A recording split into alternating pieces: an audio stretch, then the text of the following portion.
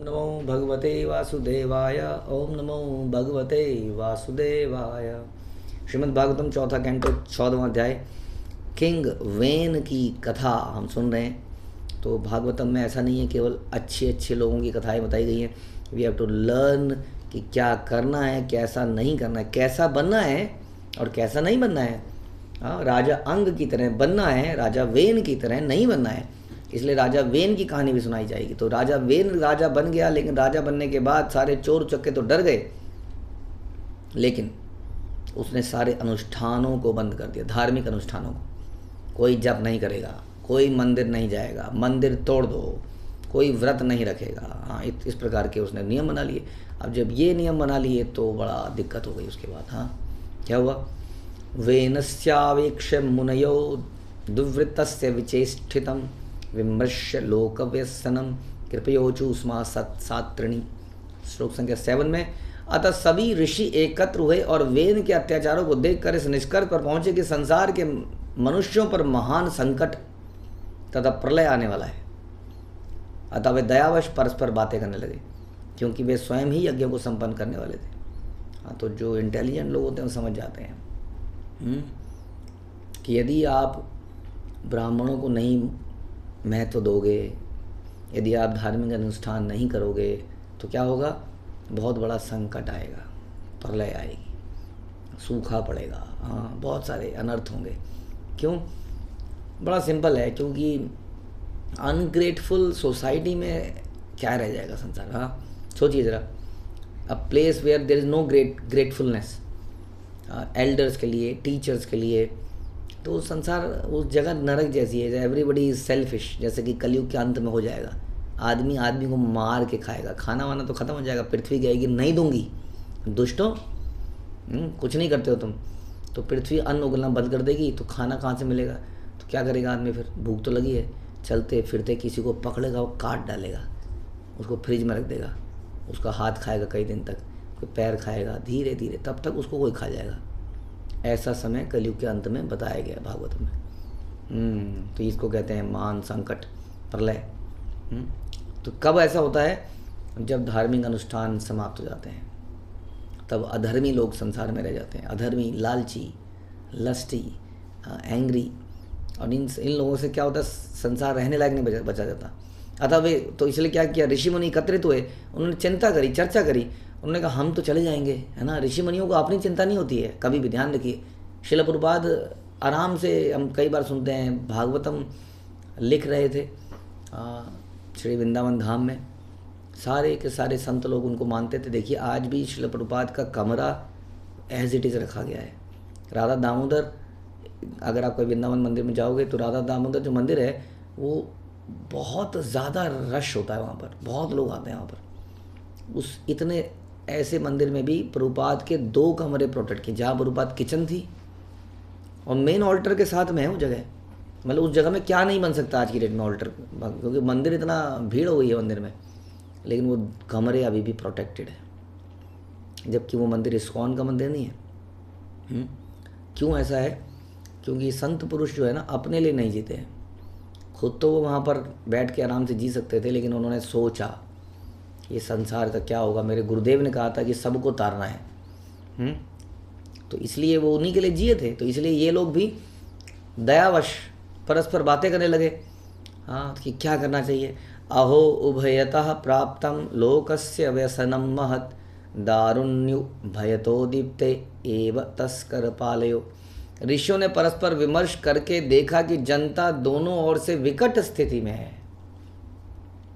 जब किसी लट्ठे के दोनों सिरों पर अग्नि प्रज्वलित रहती है, तो बीच में स्थित चींटियां अत्यंत विकट स्थिति में होती है ना। एक लकड़ी में दोनों तरफ से आग लग गई, चींटियां बीच में थी, अब वो निकले कहाँ से?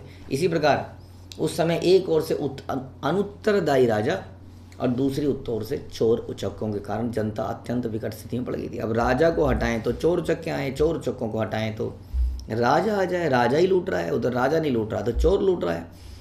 हाँ, अब क्या किया जाए? ऐसी स्थिति पैदा हुई। अराजक भयादेशा कृतो राजात दर्हण ततो अप्यासीत भयम तत्वद्य कथम स्यात् स्वस्ति देहिनाम। राज्य को अराजकता से बचाने के लिए सोच विचार कर ऋषियों ने वेन को अयोग्य होते हुए भी राजनीतिक संकट के कारण राजा बनाया था, है ना। क्योंकि राजनीतिक संकट कोई बचा ही नहीं राजा, कोई भी राजा ने बचा तो विदेशी लोग अटैक कर देंगे, सबको मार देंगे, है ना। अनाथ आदमी के ऊपर हर कोई अटैक करता है, उसको मार देंगे। अब इसको वो राजा बनाया था, किंतु हाय अब तो जनता राजा द्वारा ही अशांत बनाई जा रही थी। ऐसी अवस्था में भला कौन लोग किस प्रकार से सुखी रह सकते हैं। हाँ, वास्तव में ये सोचना चाहिए।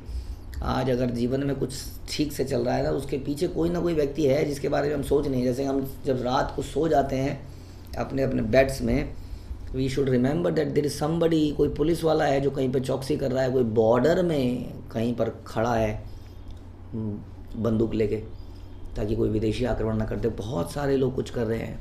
हमारे जीवन में भी जो सही चल रहा है उसके पीछे कई लोगों का, हमारे गुरुजनों का हाथ है। दिखता नहीं है वो हाथ, दिखता नहीं, अदृश्य हाथ, वो आशीर्वाद, वो दिखता नहीं है। जैसे कि एक पॉट जब बन जाता है तो उसमें कुम्हार के हाथ नहीं दिखते हैं, वो कई हाथ बदलता है। मार्केट, इस मार्केट, वो मार्केट, थोक, रिटेल, कस्टमर ने उसको घर पे लगाया है, नोबडी नोज़ कि उसको किसी कुम्हार ने बनाया था, क्योंकि वो अब नहीं है, अब नहीं दिख रहा है। उसी तरह से हमारे जीवन के पीछे बहुत सारे लोग हैं जिनके कारण आज हम सांस ले रहे हैं, पढ़ पा रहे हैं, खा पा रहे हैं, व्हाटएवर। हाँ, तो अब यहाँ पे क्या बता रहे हैं, ऐसी स्थिति आ गई यहाँ पर कि वेन को बनाया तो था, लेकिन राजा ऐसी अवस्था में भला कौन सुखी रहेगा। क्यों? कि यही हम चर्चा कर रहे हैं कि कोई अगर ऐसा ना रहे हमारे जीवन में, जब वो नहीं होता है तब हमें समझ में आता है अच्छा ये कुछ कर रहा था, है ना। जैसे माना घर की 4 दीवारें हैं, कई बार हम दीवारों को कहना ये दीवार की क्या ज़रूरत है। एक बार मुझे एक व्यक्ति ने बोला ये बीम की क्या ज़रूरत है, बीम मुझे दिख रहा है, ये अच्छा नहीं लग रहा कमरे में, इस बीम को तोड़ दो। अब कोई ऐसे ही मूर्ख व्यक्ति होता, वो कहता तोड़ दो बीम को, तो क्या होता। उसके बाद जब घर नीचे गिरता तब समझ में, ओ इस बीम ने ये संभाल रखा था। ऐसी हमारे जीवन में है, जब वो चीज़ नहीं रहती है देन वी रियलाइज। मूर्ख व्यक्ति है उसको पहले ही समझ जाना चाहिए, इंटेलिजेंट पहले ही समझता हाँ संभाल रखा है। तो इसलिए राजा का इम्पोर्टेंस तो है, लेकिन अब ऐसी स्थिति में क्या किया जाए। तो यहाँ बता रहे हैं कि सबका अपना अपना कर्तव्य है। प्रभुपाद बता रहे हैं कि यज्ञ दान तप कभी बंद नहीं करना चाहिए। कुछ चीज़ें हैं, सबको अपने कर्तव्य निभाने चाहिए। तो ब्रह्मचारियों को यज्ञ करना चाहिए, गृहस्थों को दान देना चाहिए, विरक्तों को तपस्या करनी चाहिए। विरक्त में कौन है? वानप्रस्थ और सन्यासी। तो गृहस्थों को दान क्यों बोल रहे हैं? गृहस्थों को दान इसलिए बोल रहे हैं कि गृहस्थ ज़्यादा तपस्या करने का समय नहीं है उसके पास। सवेरे जैसे हम लोग सवेरे सवेरे कुछ जप इत्यादि कर लेते हैं, शाम को कुछ कर लेते हैं, ये अधिकतर हमारा समय इसी काम में जाता है अर्निंग के लिए। इसलिए उसको अर्निंग ही दे सकता है, जो प्राप्त कर रहा है वही देगा, इसलिए उसको दान देना चाहिए। ब्रह्मचारियों के पास समय है तो उन्हें यज्ञ करना चाहिए। और जो वानप्रस्थ हैं, जो टोटली डेडिकेटेड, जिन्होंने अपनी लाइफ को कर दिया है, उन्हें क्या करना चाहिए? उन्हें तपस्या करनी चाहिए। इसलिए इन कार्यों को छोड़ना चाहिए, बस छोड़ना नहीं चाहिए। उसी तरह से राजा को भी क्या करना चाहिए? राजा को राज्य की रक्षा करनी चाहिए, ताकि लोग धार्मिक अनुष्ठान कर पाएँ। अहेरिव पया पोषा पोष कस्याप्य नर्थ भरत वेनः प्रकृत्यैव खला सुनिथा गर्भ संभव। ऋषिगण अपने आप में सोचने लगे कि सुनीता के गर्भ से उत्पन्न होने के कारण राजा वेन स्वभाव से अत्यंत दुष्ट उत्पाती है। इस दुष्ट राजा का समर्थन करना वैसा ही है जैसे सर्प को दूध पिलाना। अब यह समस्त कठिनाइयों का कारण बन गया है। ये बड़ा इंपॉर्टेंट है। सर्प को दूध पिलाना, वो अपने नेचर को नहीं छोड़ेगा। ध्यान रखिए, किसी दिन हम ही को डस लेगा। अक्सर हम लोग कई बार ऐसा करते हैं, ये बहुत बड़ा डॉन है, ये मेरी मदद करेगा समय आने पर, इसकी मदद करता हूँ। या बहुत बड़े पॉलिटिकल लीडर है, या बहुत बड़ा धनी व्यक्ति है, हम धनी व्यक्ति के इर्द गिर्द घूमने लगते हैं कई बार, कंसिडरिंग कि ये हमारी समय आने पर मदद करेगा। लेकिन ऐसे व्यक्तियों से नुकसान हो जाता है बहुत ज़्यादा। हमारी कॉन्शियसनेस खराब हो सकती है, चेतना खराब हो सकती है, क्योंकि उन लोगों की चेतना बिल्कुल डिफरेंट है। हाँ, और मोरेवर ऐसे व्यक्ति जो दुष्ट है, जो एनवियस है, अंडरवर्ल्ड का डॉन है, आज आपका मित्र बन गया है। ध्यान रखिए, गोली चलाना उसके लिए खेल है।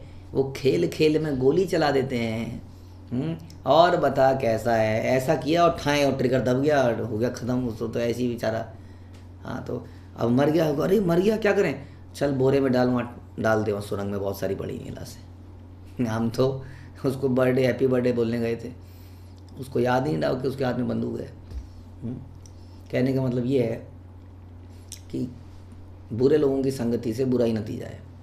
अनजाने में भी हमारे साथ बुरा हो जाए, गेहूं के साथ घुन भी पिसता है, ध्यान रखिए। इसलिए वो कह रहे हैं कि ऐसे व्यक्ति को अगर हम सपोर्ट करते हैं, ऋषिगण कहते हैं, तो आज चोर उचक्कों से तो बच जाएंगे, लेकिन ये सर्प की तरह तगड़ा होता चला जाएगा और एक दिन ये हमें ही डस जाएगा, इस प्रजा को ही खा जाएगा। इसलिए ऐसे व्यक्ति को इतना ताकतवर नहीं होना, उसको समर्थन नहीं करना है। तो क्या किया जाए अब? निरूपिता प्रजापाल स जिंघा सती वे प्रजा तथापि सांत्व ये माम स्मामु नास्मान तत्पातकम सप्रशेत। हमने इस वेन को नागरिकों की सुरक्षा हेतु नियुक्त किया था, किंतु अभी उनका शत्रु बन चुका है। इन सब न्यूनताओं के होते हुए भी हमें चाहिए कि उसे तुरंत समझाने का प्रयत्न करें। ऐसा करने में से हमें उसके पाप स्पर्श नहीं कर सकेंगे। हाँ, तो देखिए, किसी के ऊपर भी सज़ा देने से पहले उसको चांस तो देना ही चाहिए, उसको एक बार तो समझाना चाहिए, एक बार दो बार, कि देखिए ये आपको समझ जाइए, ऐसा नहीं करना चाहिए ना। समझाते हैं हम लोग, बच्चों को भी समझाना चाहिए, एकदम से तो किसी के ऊपर अटैक नहीं कर सकते। समझाया, जिसको भी समझाना लाइफ में, उसको एक चांस तो देना ही चाहिए। लेकिन वो बार बार अगर उस गलती को करे या उस चांस को लेने से ही मना कर दे, then we have to take some other step. तो इन्होंने बोला कि एकदम से कुछ डिसाइड नहीं करते हैं, क्या पता समझ जाए।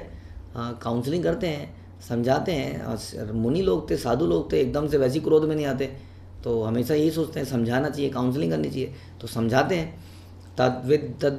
तद्विदभी असत वृत वेन अस्माभिकृतो नृपः सांत्वितः यदि न वाचं न गृह्यष्यति अधर्मकृत लोकधिक्कार संदग्धम दहिष्याम स्वतेजसा।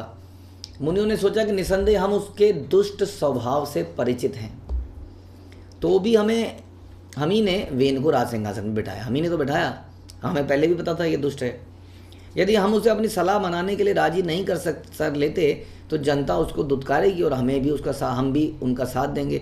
इस प्रकार हम अपने तेज से उसे भस्म कर डालेंगे। हाँ, तो सोच लिया, मान गया तो सही है, नहीं मानेगा अगर तो कोई ऑप्शन नहीं रह जाएगा, क्योंकि ये यदि राजा बना रहा तो इस सब सांप की तरह तगड़ा होता जाएगा, तो कुछ तो करना पड़ेगा। तो इन्होंने सोच लिया था हम इसको अपने तेज से भस्म कर देंगे, ब्रह्म तेज से भस्म कर देंगे। तो ये सोच के वो चले।